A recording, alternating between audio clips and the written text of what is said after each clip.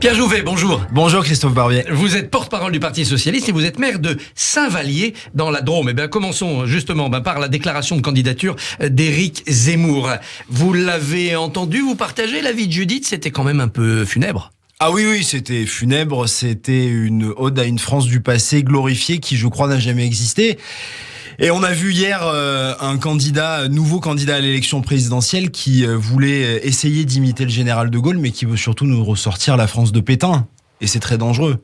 Cet homme est un homme dangereux, cet homme est un fasciste. Et je pense qu'aujourd'hui, on doit mener un combat politique face à ses idées, face à ses théories, et face à la vision de la France qu'il veut porter. Et moi, je suis très inquiet et nous porterons ce combat politique face à Éric Zemmour qui, aujourd'hui, rentre véritablement dans la scène politique en étant candidat. Alors l'actualité, c'est aussi l'épidémie qui n'en finit pas de flamber.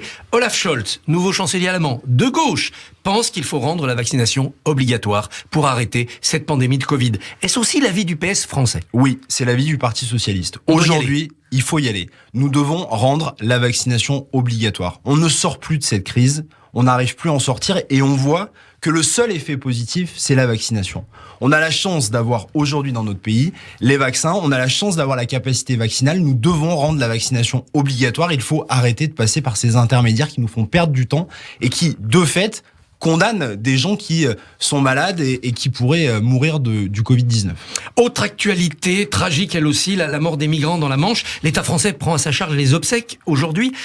Mais on n'a pas l'impression que la gauche au pouvoir ferait quelque chose de très différent face aux migrants. Ai-je tort ? La gauche au pouvoir, elle aura et elle devra avoir cette part d'humanité que nous n'avons plus aujourd'hui. On ne peut pas simplement commenter des morts dans la Manche et se dire qu'on va prendre des obsèques à notre charge. On doit aujourd'hui reprendre un débat sur l'immigration à l'échelle européenne pour très clairement mettre en œuvre des politiques qui sont efficaces pour permettre à ces femmes et à ces hommes qui veulent par exemple traverser la Manche de pouvoir le faire avec un certain nombre de parts négociées au niveau migratoire, au niveau européen. C'est-à-dire une fois qu'ils sont entrés sur le territoire européen, on les gère entre pays et on les accompagne vers leur destination. Oui, bien sûr. Aujourd'hui, on doit les accompagner.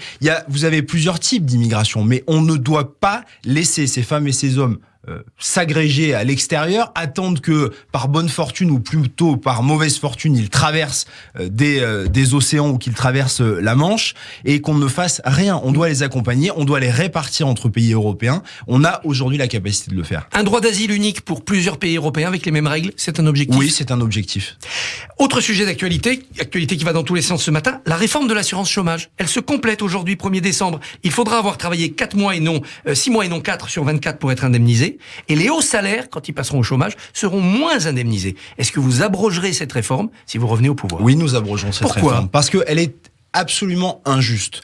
Aujourd'hui, on veut faire peser sur les seuls chômeurs une responsabilité et une sorte de culpabilité permanente, disant que si on est au chômage, c'est d'abord et avant tout de sa faute. Aujourd'hui, c'est faux. On doit mettre en place des politiques de l'emploi qui sont des politiques beaucoup plus efficaces qu'aujourd'hui. Il y a une réforme profonde de Pôle emploi notamment à faire, qui aujourd'hui n'a plus la capacité sur le territoire national d'organiser très clairement le recrutement pour les chefs d'entreprise. On voit des centaines de chefs d'entreprise qui nous disent chaque jour qu'ils n'arrivent pas à recruter, et on a face à nous des agents Pôle emploi qui nous disent qu'ils n'ont plus les moyens de proposer à ces chefs d'entreprise des solutions. On doit reprendre en profondeur le système et de formation et en même temps le système qui permet à des chômeurs de se réinsérer dans l'emploi, et c'est pas en tapant sur les chômeurs qu'on arrivera à trouver ces solutions. Même si, vu la reprise économique actuelle, dire aux chômeurs, écoutez, acceptez les reprises d'emploi plus facilement qu'avant parce qu'il y a du boulot, ça se comprend. Oui, ça se comprend, mais je pense que en réalité, il y a très peu de chômeurs qui sont dans cette situation où ils veulent rester planqués chez eux et ne pas travailler. Mais il y en a qui jouent sur la permittance. Je travaille 6 mois, j'arrête. Peut-être qu'il y en a certains qui jouent là-dessus. C'est sûr, les contrôles aujourd'hui, ils existent. Quand on rencontre les agents, notamment Pôle emploi, ils nous le disent, les contrôles, ils sont effectués. J'étais à Avignon la semaine dernière avec Anne Hidalgo.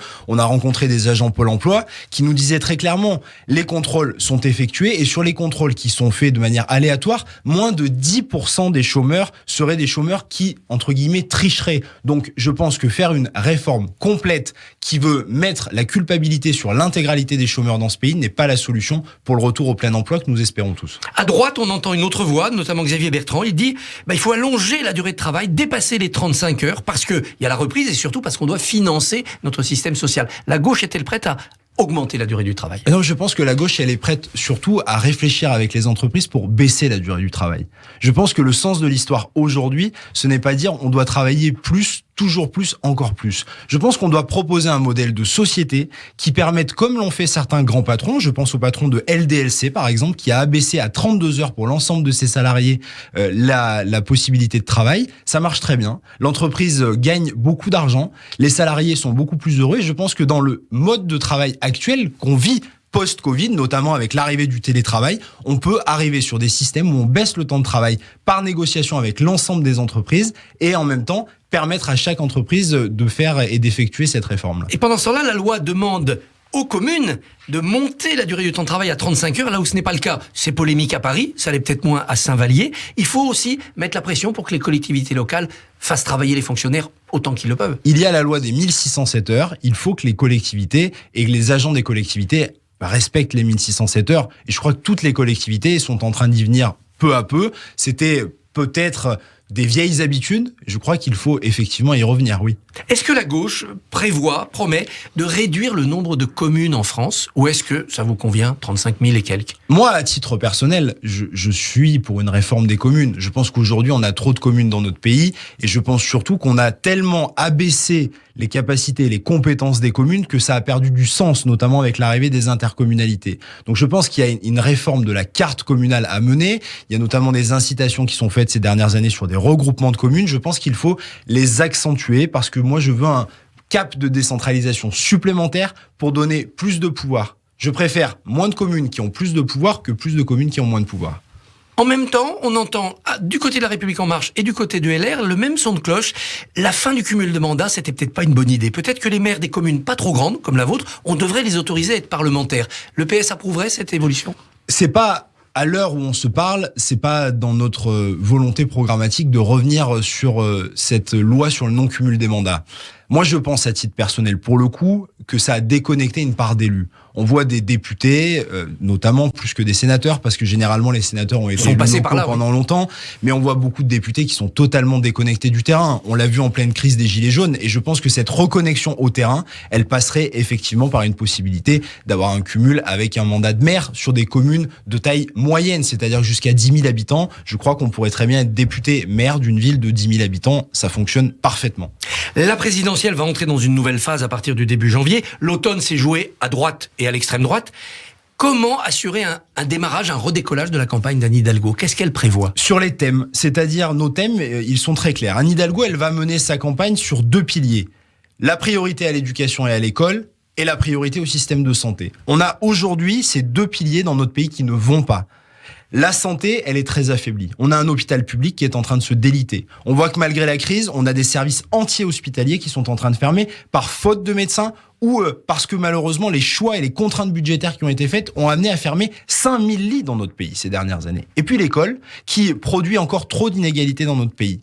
Plus le pouvoir d'achat. Voilà nos 3 piliers. École, santé, pouvoir d'achat. Sur l'école, elle gardera l'idée de doubler le salaire des profs, idée qui a été mal accueillie quand elle a annoncé. Oui, elle gardera cette idée parce que ça coûte cher, mais c'est comme la santé, une priorité. Oui, l'école et la santé, ça coûte cher. Oui, financer des postes de profs et augmenter et doubler le salaire des profs à terme dans leur carrière, ça coûte cher. Mais aujourd'hui, quand vous avez l'année dernière au concours de professeurs de mathématiques, plus de postes ouverts que de candidats, c'est quand même un problème majeur dans notre pays et on sait que la revalorisation salariale sera nécessaire et on le fera et on portera cette question-là. Et vous serez attaqué par vos opposants immédiatement sur le thème « Le retour de la gauche, c'est le retour des impôts ». On sera attaqué là-dessus, mais il faut assumer ce modèle de société. Je pense qu'on est dans un moment, et on le voit avec toutes les candidatures, et celle d'Éric Zemmour, vous m'en parliez au début de l'interview, qui assume un certain nombre de choses. Nous devons assumer ce que nous sommes. Quand on dit l'école pour nos enfants, pour rompre les inégalités sociales d'une génération à l'autre, la santé pour permettre à tous les Français de pouvoir se soigner dignement, et à l'hôpital public de tenir debout, oui, ça coûte de l'argent et nous devons l'assumer. Ces dernières décennies, nous avons mis beaucoup d'argent sur beaucoup de sujets. Il y a eu beaucoup de cadeaux qui ont été faits, notamment des cadeaux aux entreprises, notamment des cadeaux aux personnes les plus riches dans ce pays. On s'est moins posé la question que ça coûtait de l'argent.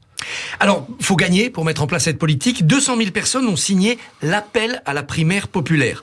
Mais Anne Hidalgo, Yannick Jadot, Jean-Luc Mélenchon refusent déjà de participer à cette sélection d'un candidat unique de la gauche. Pourquoi ? Parce que je crois qu'aujourd'hui, chacun porte des projets qui sont différents. Et qu'en fait, le temps, évidemment, il devra venir au rassemblement. Elles ne sont pas irréconciliables, ces gauches. Non, pour moi, ces gauches mais ne sont pas irréconciliables. Mais elles sont divergentes, effectivement, et elles portent des projets qui sont différents. Moi, je pense qu'aujourd'hui, l'offre proposée par Anne Hidalgo, qui est une offre social-démocrate clairement assumée, elle repose sur ces piliers-là qui répondent à la fois à l'urgence sociale, à l'urgence démocratique et à l'urgence écologique. C'est la seule qui ait la capacité de faire cette synthèse. C'est la seule qui a la capacité de rassembler autour d'elle suffisamment de femmes et d'hommes de gauche pour arriver aux responsabilités. On a d'un côté Jean-Luc Mélenchon, qui pour moi est en espèce de surf permanent sur du soft populisme, qui l'a fait sortir d'une certaine manière parfois des rives de la gauche. Et on a Yannick Jadot qui est monocentré sur un sujet. Je crois qu'aujourd'hui, la gauche, elle est plus large que ça, et c'est ce que nous aspirons à porter avec l'offre social-démocrate d'Anne Hidalgo. Pierre Jouvet, merci, bonne journée. Merci Christophe Barbier.